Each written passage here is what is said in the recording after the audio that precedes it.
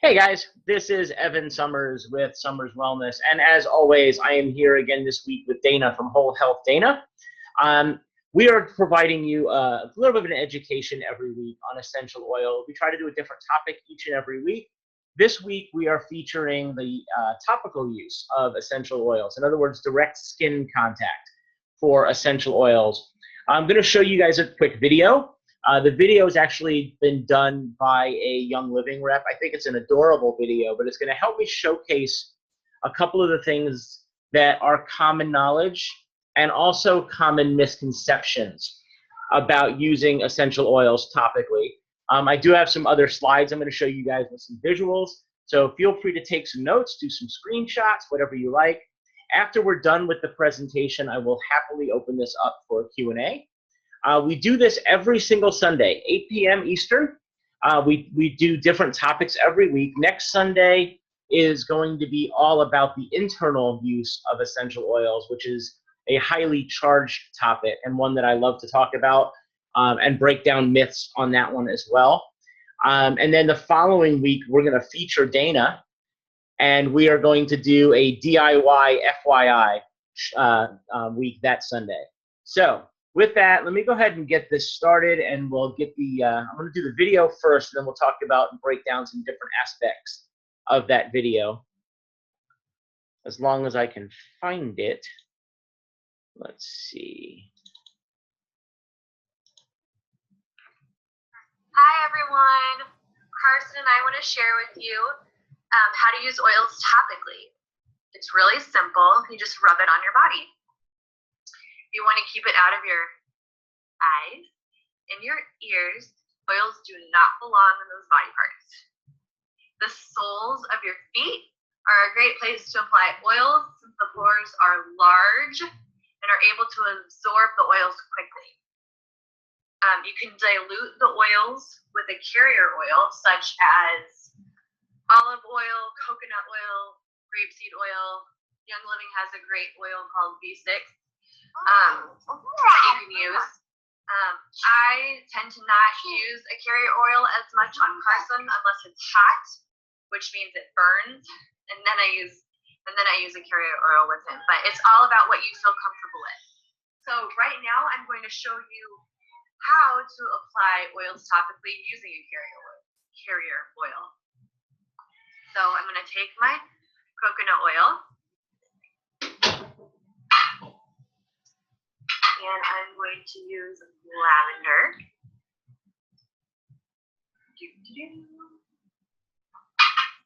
And I'm going to take out some coconut oil. It really all depends. I'm not going to use too much, but enough. I'm going to put it in the palm of my hand like so. See? And then I'm going to do like one drop. Come on. Yay. Ooh, there went two. That's okay. That happens. Whoosh. Okay. Now I'm going to rub it all in. And I'm going to take a little foot and I'm going to rub it into the foot. And then I'm going to rub it into the other one. Now actually I can do it on 10. Another great place to put oil is on the spine. So I'll go ahead and apply it there. Carson's really used to this. We do it in the morning, in the afternoon, and in the evening with different oils. All right, so that's how you apply oils topically. It's that simple. Can you say bye, Carson? Bye. Hi, everyone. What happened Carson to that? and I want to share with you how to use oils enough. topically. Okay. All right. So, first of all, that video was adorable. Just on its plain merit, it was adorable. I have a few issues with the content of that video. And I don't have issues necessarily with the way she's using her oils as much as the way she was taught to use her oils. Here's where I start getting into some issues. Number one, Using oils on a child, especially a child that young, oils should always be diluted.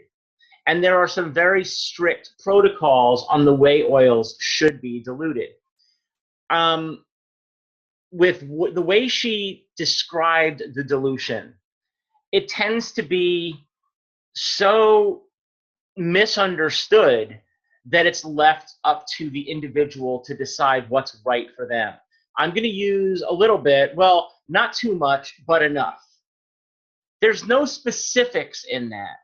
If she's teaching somebody how to dilute or how to use an essential oil topically, she's doing an ineffective job of helping people understand not only the benefits, but the risks, as well as the protocol to create that blend with the coconut oil. The second thing, and I'm going to get into this a little bit deeper here in a little bit, one of the most common misconceptions about using oils topically is using them on the soles of the feet. You'll hear a lot of people reference to use oils on the sole of the feet because they have the largest pores on the body. Keep that in the back of your mind, because we're going to dig into that a little bit deeper as I show you guys a few other things. But keep that one in mind, because that's the most common. And then she also mentioned that she doesn't dilute the oils as frequently with her child. Again, that's a major risk factor. Of all of the topical application dangers and the results and people that have had a negative reaction, it's often because parents didn't use proper diligence in diluting essential oils, and they created literally a chemical burn, a skin burn, by using the wrong oil at the wrong level of dilution percentage. So those are the things that I always like to make sure I warn people about. And it's more because, well, it's really, your oils are more effective when you dilute them. And it's kind of counterproductive. So let's talk about the word diluting. You're not actually diluting the effectiveness. You're actually enhancing the effectiveness of your essential oils when you, and I'm going to change that to dispersant instead of dilution. When you disperse it in a carrier oil, what you're doing is you are allowing your essential oil to combine with the carrier, thus making the molecules larger. Now, if you were here when we talked about the aromatic use of oils 2 weeks ago, you understand that you lose about 50 to 60% of your essential oils into the air around you. When you add a dispersant, like coconut oil or almond oil or apricot kernel, what you're doing is you're literally making the essential oil molecule larger. It rests on the skin for a longer period of time, and more of it then gets absorbed into the body instead of evaporating into the air around you. So you're cutting down on the volatile nature of the aromatic benefit of essential oil, because you'll absorb more. You can also layer your oils for more effectiveness. So you can place one oil on the skin, wait 5 minutes, and add a second one. And what you're doing is you're putting a layering effect not only into your bloodstream, but you're layering topically on an area that needs benefit. So the way oils will work, when you do oils topically, within 20 seconds, your essential oils have already entered the bloodstream. Within 20 seconds of applying topically. Within 2 minutes, the essential oils have now affected every single cell in your body. It takes 2 to 3 minutes for the cells to traverse your entire bloodstream. So within we'll call it 3 minutes to be safe. Within 3 minutes, you have impacted every single cell in your body by applying an essential oil topically.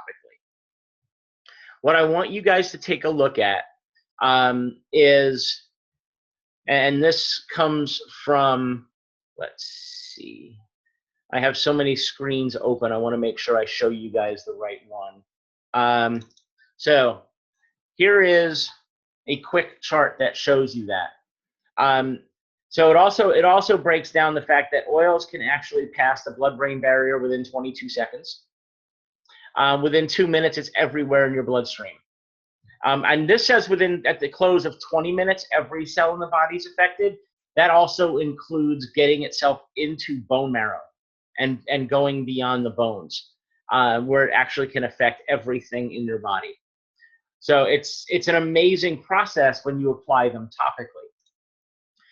As we look at, and I want to go to the soles of the feet now, this has always been a big thing for me because I believed this so well when I was first learning about oils, until it was pointed out to me the fallacy of using essential oils on your feet. When you're using oils on the soles of your feet, I'm going to give you 2 reasons to do so. Number 1, you're told it's the largest pores of the body. Well, that's true, but it's not. The pores on the soles of the feet are actually sweat glands. They are designed in nature as an exit portal. Sweat comes out of those pores. They're not designed as an input mechanism. If they were, what would happen is you would be adding more toxins back into your body, because everything you step on barefooted could then enter your body and enter your bloodstream. Toxins that would be leaving the body would then be re-entering the body via these large pores that's frequently talked about in regards to using your essential oils on the soles of your feet. So there's a little bit of a fallacy there. Now, there is a safety protocol in using the oils on the soles of your feet, and that comes from the idea that, number 1, it's the furthest away from the nose. So if it's an oil that you don't particularly care for the smell of, using it on the soles of your feet tends to be a little bit safer. Plus, the skin on the soles of your feet are thicker. You don't have as many nerve endings on the soles of the feet. You also are less likely to get a skin reaction, a topical skin reaction, by using them that way. So there is a safety protocol in doing so, but don't be fooled by the idea that they're going to enter your bloodstream faster on the soles of your feet. Your blood vessels are the furthest away from the skin surface on that location. You're actually going to get faster transmission into the bloodstream at your pulse points, the same areas that you would put perfume or cologne. So on the wrists, behind the ears, the throat, those areas, the blood vessels are so close to the skin surface that you're going to get your benefit more immediately from there. So what I've got on the screen for you now is a picture. A lot of you guys are probably familiar with reflexology. We tend to get more familiar with a lot of more holistic remedies as we enter this business. If you're using essential oils on the soles of your feet, refer to this chart. A reflexology chart will show you what parts of the foot will interact with different parts of your body. So if you have an essential oil that you want to use that's going to help support thyroid function, then you would rub that particular part of the foot with a drop of essential oil, and that way you're directly impacting the thyroid, because parts of the nervous system that affect the thyroid connect to that particular, in this case, the ball of your foot below the big toe. So you're impacting a particular part of the body as part of a foot massage. So if you're trying to impact the thyroid, you wouldn't necessarily put essential oils on the heel, because the heel is going to impact the buttocks. So there's a difference in different parts of the foot. So as long as you're armed with the right knowledge and the right information, you can really go about this in the best way possible, and in a way that's going to help benefit you for that topical application. Next one I want to show you guys is, there's a couple of dilution charts. The first one is, let's see, I want to show you guys the dilution ratios, because when this kind of irks me, and it goes in regards to the let's see if I have this one right. That's funny. I have one pulled up right now too, because I was going to bring it up. Some of them are so ambiguous that, like, what? Exactly. So this is one that I actually like to show. And this really starts, and we'll get into the percentages in a minute, but I love this particular chart as my cat screams in the background. So this chart breaks down their dilution percentage as for what is the most appropriate for children and adults and condition. So a 0.5% dilution ratio is appropriate for children between 6 months and 6 years of age. I can tell you that the amount of oil that that young lady used in the video with the amount of coconut oil that she used was a way, way larger percentage than 0.5%. By the way, I also recommend that 0.5% if you are using essential oils on cats. So that's something else to keep in mind. 1% is children over the age of 6, pregnant women, and the elderly. It is a general representation for what is considered to be safe. Now, there are some oils that even those percentages are too high. And I'll point at cinnamon and oregano as a perfect example. Those are oils that you're going to want to use a very, very tiny bit in regards to a larger percentage. So if you are including oregano in an essential oil mix, you're going to want to maybe stick a toothpick into that oregano oil and use that instead of trying to measure out a quarter of a drop, for example. But you can see 2%, 3 to 10%, and 25%. And look, there's nothing on here that directs you to use an essential oil neat. In other words, direct skin contact. And that's because when you're using an essential oil neat, again, you're losing at least half of it to the air around you. But you're going to get you can have the potential for more of a skin reaction if you're using your oils neat. So that's this chart. I want to show you guys the other one so you guys know what I'm talking about in regards to that percentage. Let's see. Okay, so you guys were just looking at a 0.5%, 1% dilution. For most of us, when you look at a roller bottle, right, your standard roller bottle size is 10 ml. If you were going to do a 10 ml roller bottle for a child between the age of 6 months and 6 years old, that means you would use 1 drop of essential oil and fill the entire rest of that roller bottle with your dispersant. So fractionated coconut oil, almond oil, whatever carrier you're choosing to use, but it's only 1 drop. And I know when you put it in the bottle, you're thinking that can't possibly be effective. 1 drop can't possibly work. But you're also dealing with basically a child, an infant, whose skin is going to be infinitely more susceptible to damage. Something else to think about. You could start using oils and have no skin sensitivity when you begin. And over time, your body could then determine that it becomes more sensitive to a particular blend or a particular oil. You could, in effect, use too much over time. And if you don't cut back on your percentages, you could effectively ruin yourself for the use of essential oils topically for your future. Because once you lose it, once you become sensitive to your oils, it's very rare that the body pulls back and lets you go back to using them again.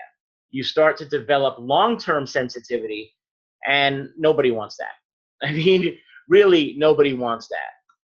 So I want to give you guys one last quick sell before I open this up for questions.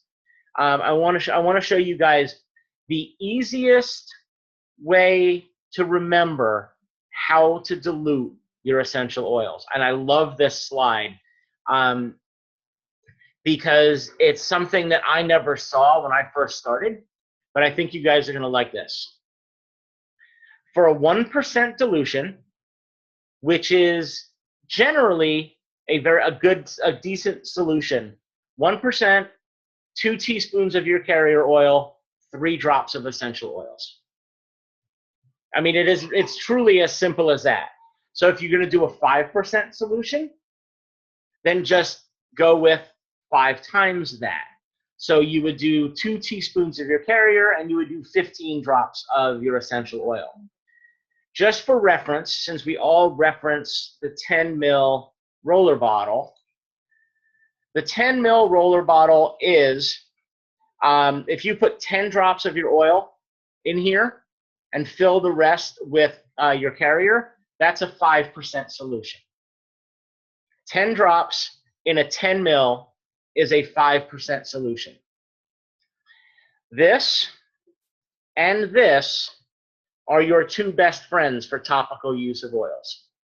A spray bottle with distilled water or a roller bottle tend to be your best solution for applying your oils topically.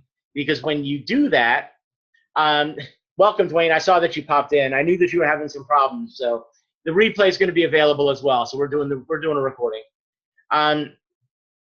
When you use your oils topically and you dilute them properly, here's the other hidden benefit. And those of us in the multi-level marketing world, you know, that make our money based on you using more oil, I'm going to break the rules here as I tell you that using your oils diluted, it's going to save you money because you don't need to use as much.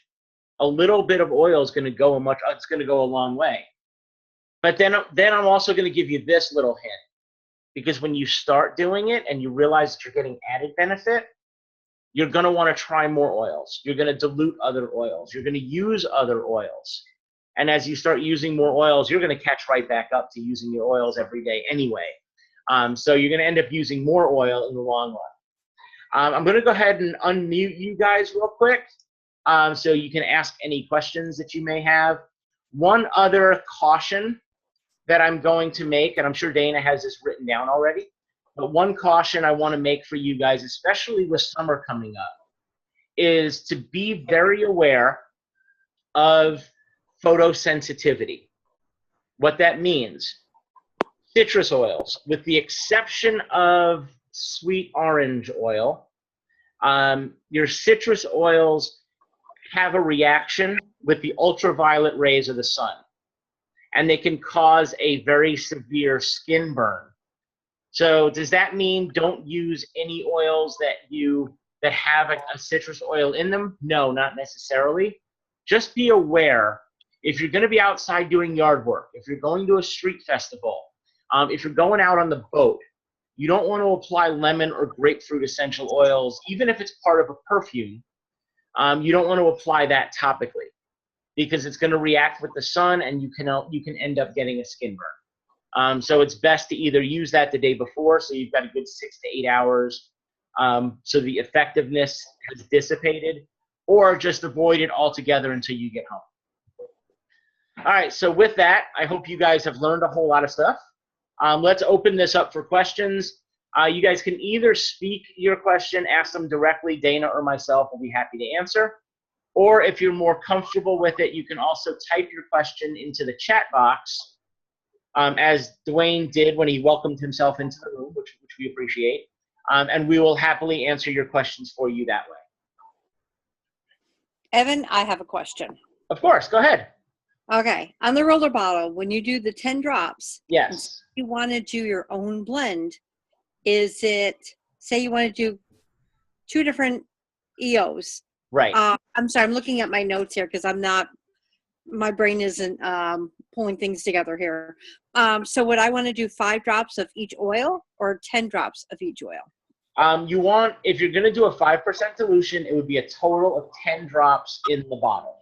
Okay. Okay. So you could, depending on the oil, it could be 5 and 5. It could be 7 and 3. If you're using oregano, for example, you may be doing 8 and 2 or 9 and 1. There's also some mixture percentages that, and there's some ways that you can look up, and I have a book that has them. Oils can be categorized in what's called a top note, middle note, and base note. This is kind of advanced blending techniques when you get into that. But once you get and I don't have all of that mastered yet at all. I look some of those up on a regular basis. But when you get to know the differences between a top note, a middle note, and a base note, that's where, when you smell a essential oil blend that starts out with one smell really strong right at the beginning, and then as you kind of get used to that one smell, you pick up on the nuances that are within that blend. That's the interaction of that top, middle, and base note. So as an example, Citrus Bliss, my favorite blend. When you first open that bottle and you smell that blend of Citrus Bliss, the first thing you smell is kind of tangerine and grapefruit. That's usually like the first two that people tend to identify.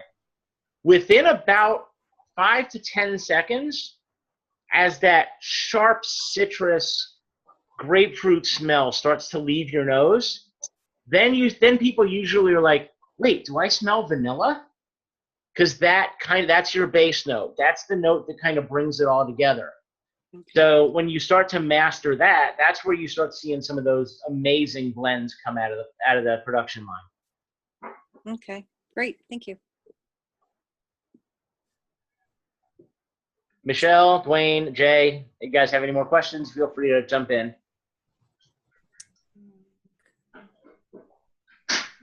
Dana? Well, one of the things is kind of, I don't know, it's not really even a comment or so much. I was just going to, because when you pulled up those two graphs for dilution, I just really like that one because this one I see all of the time. I don't know, can you see that? Now we can. Okay. And this one, I mean, I always, for the longest time, found it confusing because I didn't know, I mean, you know, what dilution I was supposed to use, you know, until I wanted 3% or a 4% dilution, but I didn't quite understand it. And I felt like the one that you just put up was way more clear. It's easier to understand. Yeah, and this one's actually a little high because you see on a 10 ml bottle, it tells you 15 drops. When in actuality it should be 10. I do like the generalized information on the side telling, and this is kind of a dilution chart for kids. So I would have almost cut those numbers down because 5 drops in a 5 ml is 5%. That's how I first learned it. Was 5 drops, 5 ml, 5%. So I was able to up that to understand that 10 drops in a 10 ml was also 5%. Yeah, and I don't even use that one. Can you see that now? This is the one I actually use. It's trying. Nope. Oh. Don't see anything right now. I see Evan's head. Yeah. Okay. Oh, don't start again. Yeah, I don't know how to make it work then. It says it's screen sharing. Oh, there we go. You may just have a slow connection tonight. Yeah, no, I think I just lost it. Oh. I don't know why it's not showing up there anymore. I must have gotten all funky with it. But I made one up myself just from looking at like other people's dilution ratios and trying to decipher it because there's so many out there. There are. And none of them are the same. Which is kind of bizarre to me because, you know, if you're talking about something that is science-based, you'd think there'd be a level of consistency. And not for nothing, but that's one of the things that frustrates me in this industry is you get kind of half-truths and you get people that misrepresent percentages, dilution, safety protocols, but I don't blame them. I have to blame the game of telephone. You know, we've all played it. One person gives you an expectation. There you go, Dana. Now it's up. One person will give you a message, and then by the time it makes its way down the line, the message is so diluted that you don't get the same message anymore. And I think that's what happens. People misrepresent their knowledge, and their ego won't allow them the flexibility to relearn what they have wrong. Yeah.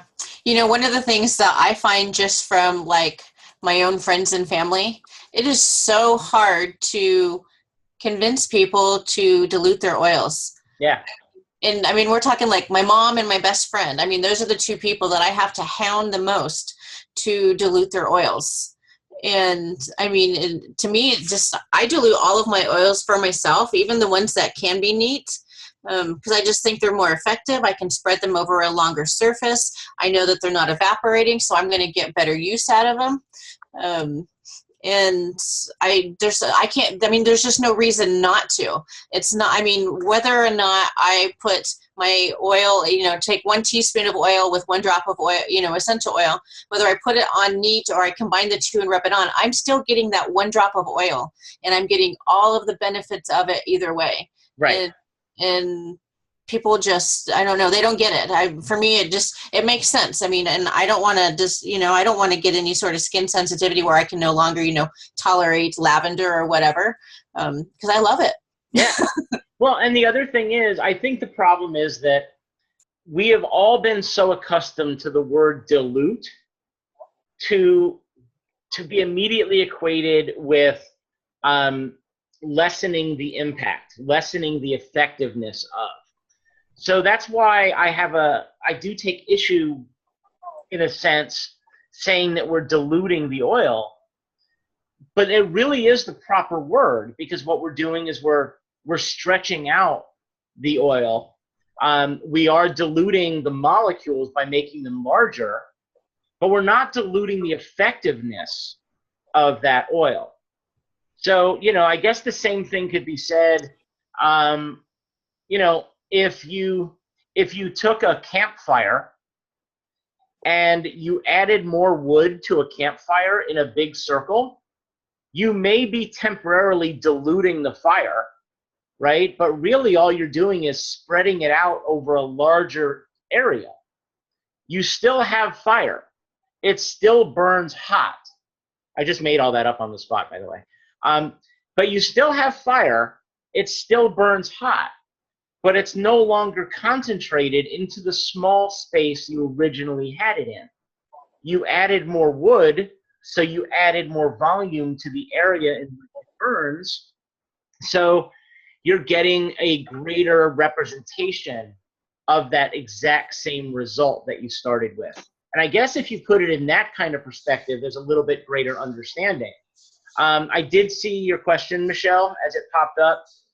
Yes, the bottom line is, yeah, it should always dilute your oils. Add a dispersant, whether it's a carrier oil or a lotion. If you want to use them for a bath, then feel free to put them into Epsom salt or like Himalayan salt, to be able to have it still with a different dispersant. This tends to be new for a lot of people. A lot of people never thought about the idea of using a carrier to dilute their oils. Because most often, especially when you're using essential oils under the direction of somebody in this industry, in the multi-level marketing industry, we're taught to just use the oils. Use them directly on the skin, take them right out of the bottle. And as you do that, because you're losing about 50% of it to the air, you're losing 50%. You're not losing quite 50% of your effectiveness, but you're not getting as effective your topical treatment as you may be expecting. So, Denise, I went ahead and muted you because of the background noise. So if you've got questions, feel free to unmute yourself or wave your hands, and I'll unmute you. If you want to ask any questions, I'm happy to unmute you and get you back into the conversation. Evan, Yeah. the sprayer bottle. Yes. I never thought about that for topical. Yep. So how would you, I thought about it for cleaners and that type of thing, but like, I don't know how to ask this. Like, what would you spray? Um, Yeah. yeah, that's all Dana. I mean, that's not all Dana, but yeah, Dana can definitely give you a lot of insight as well as some dilution percentages in regards to the spray bottles, because I know she uses them quite a bit more than I do. I use them a lot. If you were to look in my bathroom right now on my counter, it's all full of my own spray bottles and treatment punts. I have made all of my own stuff. You're not going to find any oil of Olay, Arbonne, or anything else. I mean, it's just a counter full of stuff that I've made with my own jars. And I do like my own facial cleansing, and I put geranium in it. I have a facial toner. I put frankincense in it. I got sunburned this weekend. I have a sunburn spray and after sun spray that I have made. And so I've been spraying that on. I have a muscle rub that I use before and after I go hiking. And for all of those, I either have a spray bottle or I have a glass bottle with like a treatment pump or a lotion pump on it. And so we'll talk about that more on DIY week too.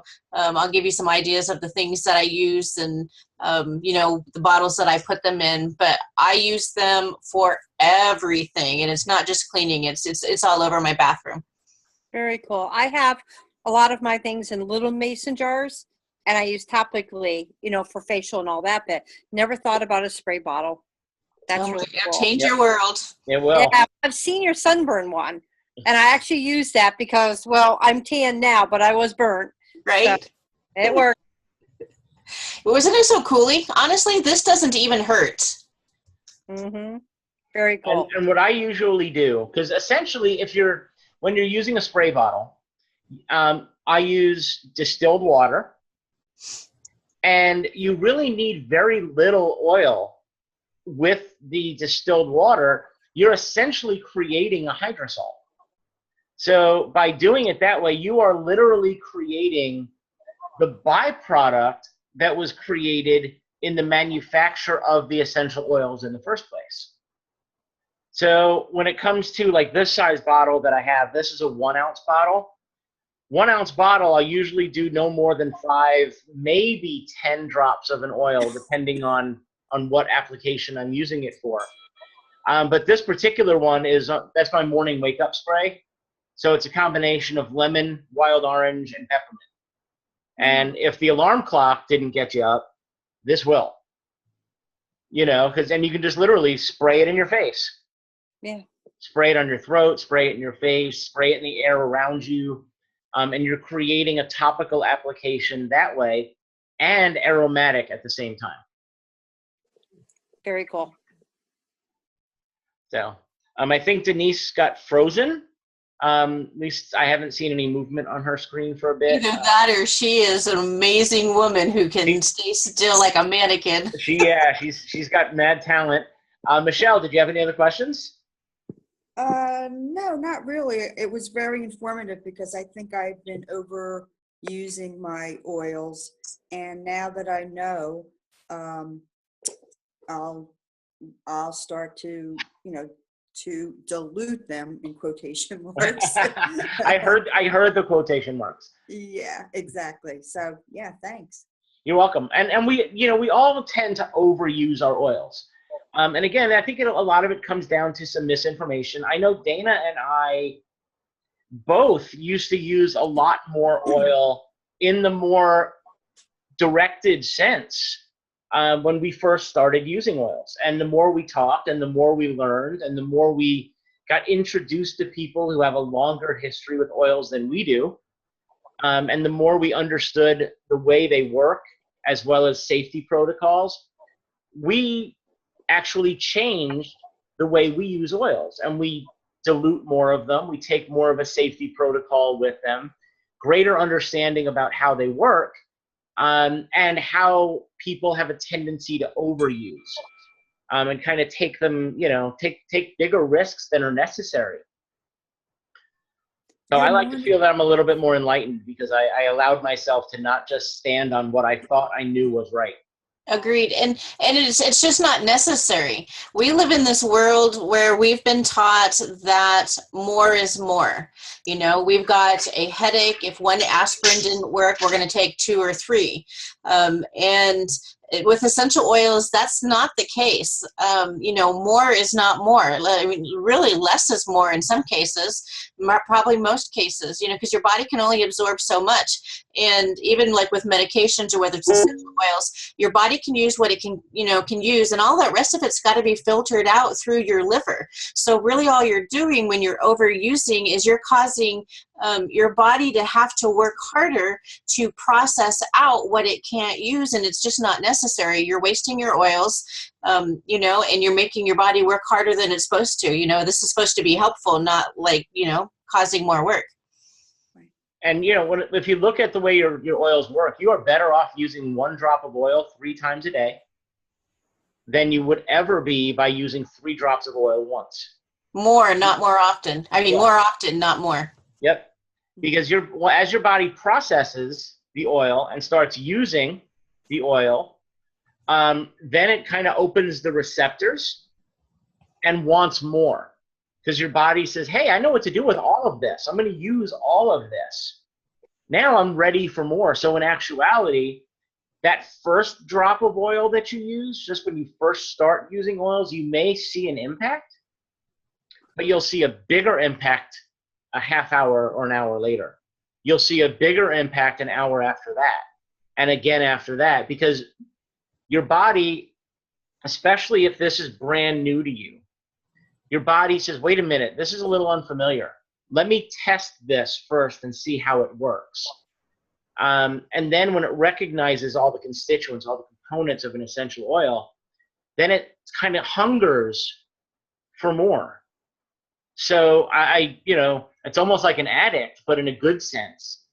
So that second drop, that third drop, as you continue to use it throughout the day, your body becomes so much more acclimated to being efficient that if you stop, it starts to crave how good you were feeling before and the benefits it was getting before. It's almost like a supercharged multivitamin with no nutritional value.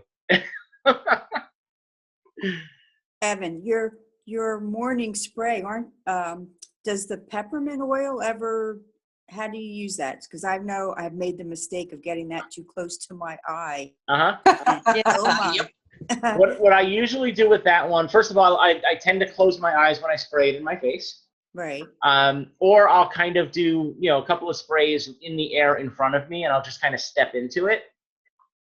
You can also kind of spray it over the top of your head, you know, under your hair. It's not going to spray out so much that you're going to look like a drowned rat when you're done. But it'll kind of drape over you like a pretty little mist, so to speak. Gotcha. And Okay. you can experiment. I have one that we use at night as well. We'll spray a vetiver lavender combo. And I kind of took vetiver out of the mix in the recent one because it's too thick an oil. But I'll do like cedarwood and lavender. And we'll spray that either on ourselves at night or we'll spray it on the linens. So you still get that scent of lavender that's really relaxing. And that just kind of adds to the benefit of using my diffuser throughout the night as well. Yeah. I can't live without my diffuser now. My nighttime diffuser. Wait until you get this one that's coming. I know. I can't wait. Always use distilled water. You can use regular tap water, but when you use a spray, distilled water is going to be better because of the molecular structure of the water. It will accept the oil more readily. You're still going to want to shake it before you use it so you can intersperse the particles throughout the bottle. As a little bonus tip, you can use, instead of using your distilled water, you can use witch hazel or you can use vodka if you want the scent to last longer. Oh, that's good to know. Vodka's always in my house. Not go. so much distilled water. Well, I will caution you against this though, Michelle. Don't do your blends with vodka and then sell them on eBay. No, no. Now, this isn't from personal experience. This is out of personal fear. Oh, no, I would never do that. Because, I could just anticipate somebody seeing that you've created an essential oil blend with vodka, post it on eBay, and now you've got some 16-year-old kid buying 1-ounce bottles of vodka from you on eBay. Oh, no. I no, wouldn't want to see that ever happen to anybody. This would be solely for our use. Well, and you can use flavored vodkas too, Michelle. I have a lot of vodka in my house left over from a previous life when I used to enjoy cocktails every weekend. And I can't bear to throw it away, but I don't drink it anymore, so I use it in my DIY. And right now I'm trying to finish up a bottle of vanilla vodka, and it smells really good in some of my room, like my linen sprays and my room sprays. Oh, great. So it can be flavored vodkas as well. Okay. Yeah, I'm going to start to experiment with my DIY blends, especially the one for sleep or the wake up. Yeah, I haven't tried those yet. Yeah, and Dana's going to cover some other DIY type projects in 2 weeks on here. So definitely make sure you have that on the calendar. I haven't posted that one yet as the event. I'm going to work on that here shortly. But I want to get that on there as well, so we make sure that everybody knows that Dana's going to be doing a whole feature. Oh, that's on great. DIY. I am going to do the soap too. I did send away for the supplies to try the soap. Oh, okay, good. Yeah. And I know when I unmuted, I'm going to go ahead and unmute Denise. Hey, Denise, you're unmuted, so if you've got any questions, you can feel free to ask them. I know your video's not showing you, but if you've got any questions, feel free to jump in. We're happy to answer any questions for you. Something else that I would mention, probably for everybody, but specifically for Michelle, since dilution is kind of a new concept for you. The one thing that is important to really understand with oils is in the event that you either don't dilute enough, like a hot oil, let's say oregano, cassia, cinnamon, something like that, that's a hot oil that can sting your, burn your skin. In the event that you have burning skin or you're having some sort of skin reaction, water is not your friend. Water and oil do not mix. If you're trying to use water in order to wash off something that's burning, you're going to drive the oil in deeper. What you want to do is use more oil, because oil will dilute oil. And so if you get something too close to your eye, let's say with your peppermint, your eye is stinging because of peppermint, you want to use coconut oil. You want to use your oil, carrier oil. Don't use water. Okay, great. Yep. I did read that. Yeah. Yeah, and that's something that I usually mention, and for some reason I didn't, so I'm glad Dana had my back on that. And what's funny, out of personal experience, we knew that. That's something that we know. We've talked about that since day one of getting involved with oils. And yet, the one day that my wife had a physical reaction where she felt like she used too much oregano because she didn't quite get the percentage right, and she started feeling a burning sensation from the oregano, she went right to the kitchen and went right to the sink. And I stopped her in time and said, because she obviously came running out of the room saying, it's burning, it's burning, it's burning. I knew what she was talking about, but I stopped her right before she got to the sink because it's only going to make it worse. So instead, it was, back into the bathroom, get the coconut oil that you're already using, and that will help lessen the impact. I've heard the same thing happen with, and I cringe at this. So Dana has multiple levels of sunburn. I know of more than one person now who took Deep Blue Rub and put their Deep Blue Rub on their sunburn. No way. Now, Deep Blue Rub has peppermint and wintergreen and other oils that are generally more cooling, but they also then turn into more of a burning sensation as they work their way into the muscles. So that created a burning sensation on top of the sunburn, which then led to the next mistake, which washing was, it off. crap, I gotta jump in the shower. That was 15 minutes of sheer unadulterated hell. So just like I said, I've known 2 people who have told that story that it personally happened to. So just kind of keep things like that in mind, and that'll help save you in the long run. It's all good information. Thank you. You're welcome. All right, I'm going to go ahead and wrap the recording, and then we'll leave it open for a few minutes for you guys to ask any other questions that you may have. I am Evan Summers, once again, and as always, with Dana Dalby of Whole Health Dana. We welcome you guys to join us every Sunday evening, 8 p.m. Eastern.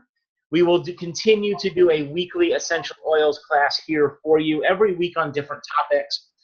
Even though Dana and I are both doTERRA reps, we happily embrace and welcome anybody who wants to learn about essential oils to join us. It doesn't matter if you're an independent, if you're with another company.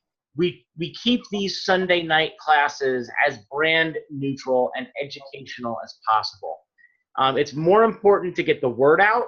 It's more important to get the understanding out there and give you guys a consistent voice to understand how to use your essential oils than it would ever be for us to promote the company that we represent. And I hope you guys feel that you have that forum. Please feel free to share this with your friends, family, anybody that wants to learn about essential oils. That's what we're here for. Next week, we are going to tackle the ever so controversial subject of internal use of essential oils. We're going to talk about safety protocols. We're going to talk about some myths. And we're going to break down some of the issues that surround the internal use of essential oils. So I hope you come back next week, 8 p.m. Eastern next Sunday. You'll see Dana and I here for that as well.